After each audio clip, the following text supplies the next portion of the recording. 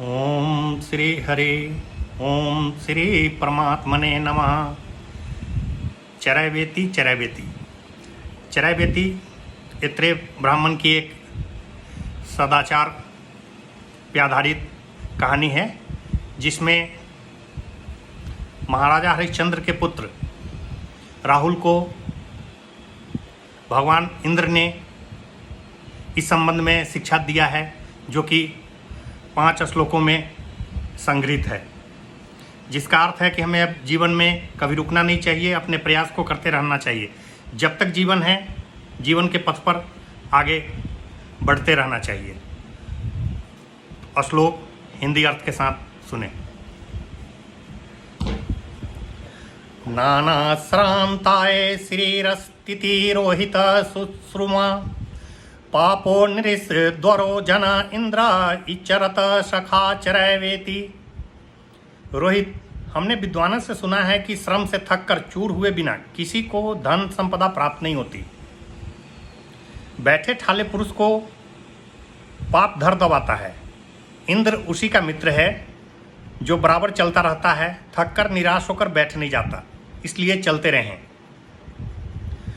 पुष्पिन्यो चरतो जंगे भून नूरात्मा फलगर्हि शेरस्य सर्वे पापमानं श्रमेण प्रपत्थे हताश्चरैवेति।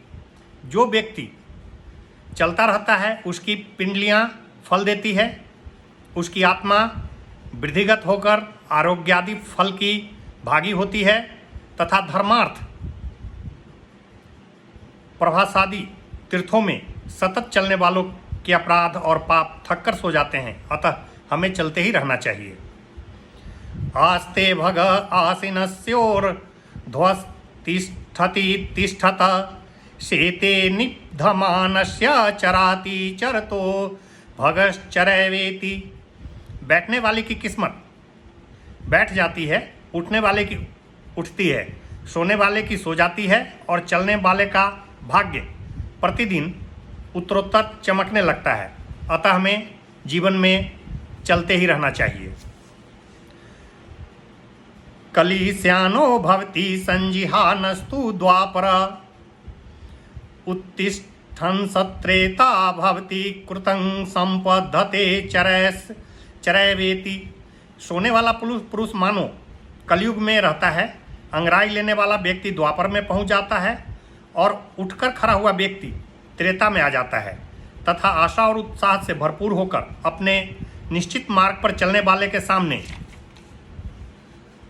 सतयुग उपस्थित हो जाता है।